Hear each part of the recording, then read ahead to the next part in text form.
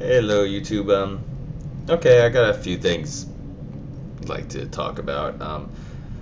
First, I'd like to tell everyone because I get a lot of comments, especially in this time of year, this time of season being political season, and I've been, having comments about McCain and Obama, and I'd like to say that, yeah, I'm going to vote, and I'm going to vote for who I feel will be the best for the country, but make no mistake about it, there's not a lot of choices.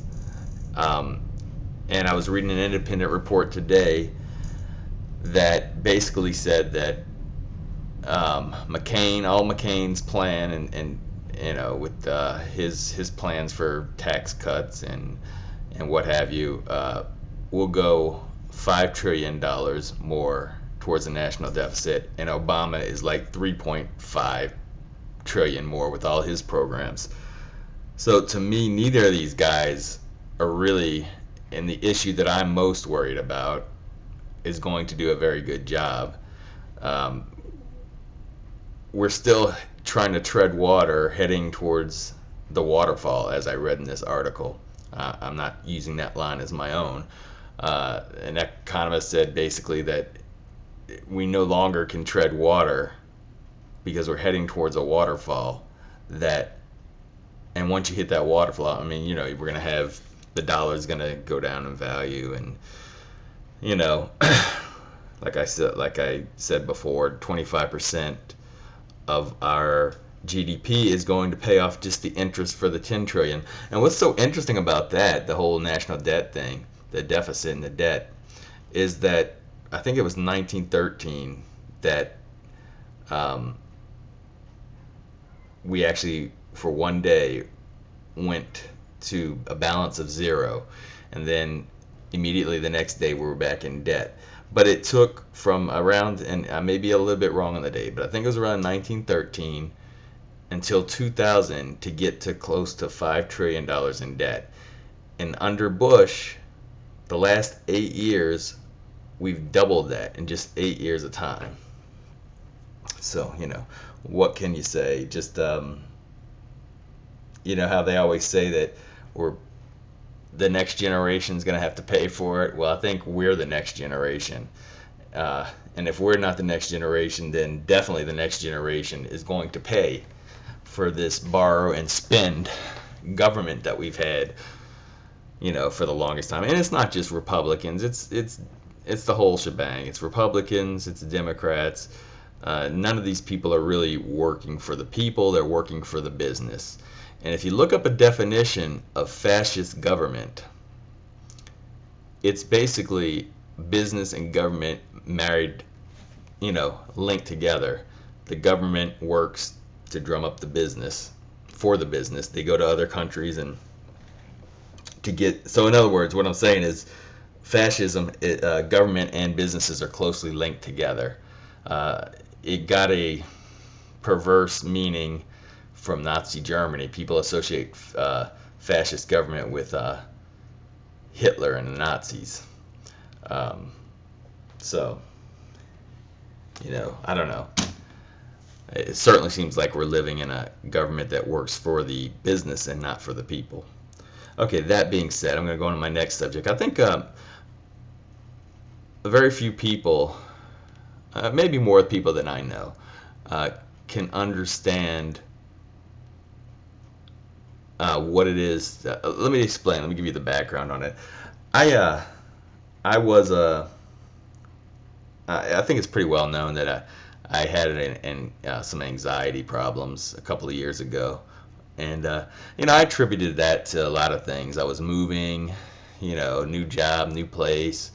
Um, a lot of things were going on in my life.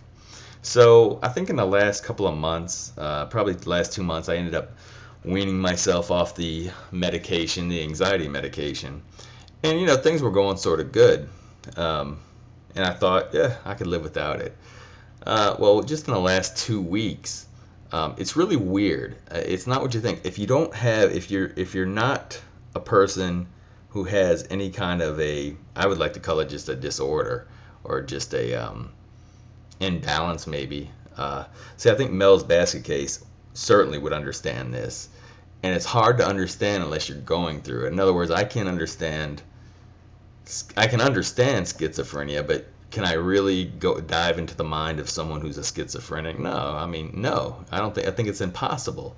It's like, when people get Alzheimer's, can you really understand?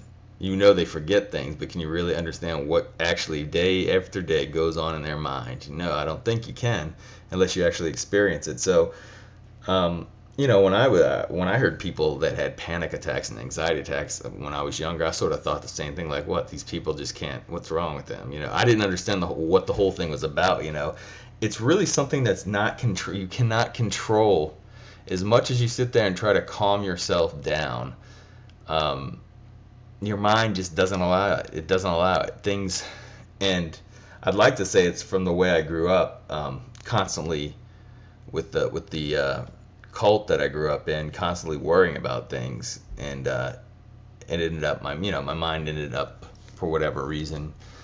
Um, I don't know. I'm not a doctor. I don't know what happens inside the brain when it comes to that. But I guess what I'm saying is that I didn't have another major anxiety attack, but I just noticed the symptoms before I had the last one. It's the strangest thing. At work, when I was at work, we had a down day. It was on Sunday, and there was absolutely no stress being put on me, nothing whatsoever. It was relaxation time, and yet there was little things, just little bitty, non-important things that are going on in my life, really nothing to worry about, and yet I could feel my neck just start to tighten up, and it would be like that, and it's so weird. I mean, it's something in your neck that I don't know if it's your muscles or whatever, and it just tightens up. And it was like that on and off all day for no reason. Didn't matter what I was doing. And I had noticed that over the past couple of weeks that that symptom was happening. And so I knew that if I didn't go back on medication, that eventually I would have a full-blown panic attack. Um, so that being said, I went back and they give you a couple of medications. They give you one just in case while the other one takes effect, and gets you in your bloodstream. And the one I tend to like is the Xanax. I'm not on it right now, by the way. It's only for emergencies if I start to really, have some kind of a panic attack. But yeah, that stuff works pretty good. I will say that. Um, no, but I share my stuff. I share my life here on YouTube. Um, and I get little funny comments sometimes, not funny, but just people, hiding behind. And I say hiding behind. I mean, I don't think people would laugh in your face, and there's certain people. I guess the same thing that happens to Mel's basket case. People make fun of something that totally she can't even help. I mean, it's really sad, but that people would do that. But there's people out there. I mean, there's a lot of young people on here, with that mentality. But the reason I share is because what do we really have to hide? I mean, first of all, I enjoy, um, the comments I get. I got some really good. I'm gonna have to write that person back. I just get a lot with the whole. I grew up in a cult video. I get a lot. I got a beautiful 4-page email from somebody who uh, grew up in the same church that I grew up in.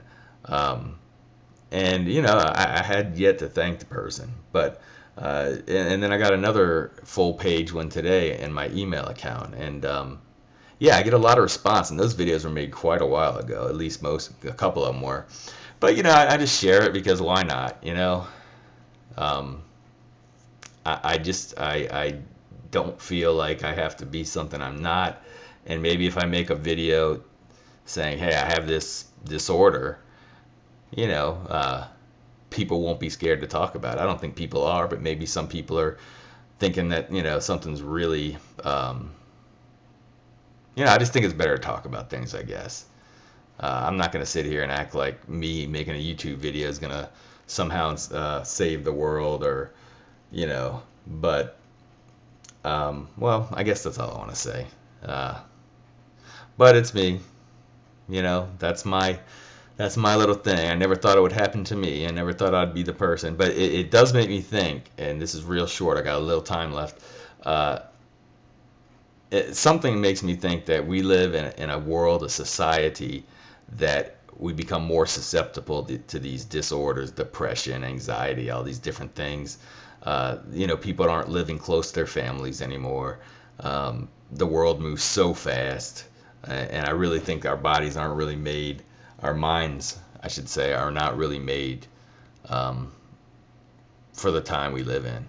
But that's simply an opinion. Ciao.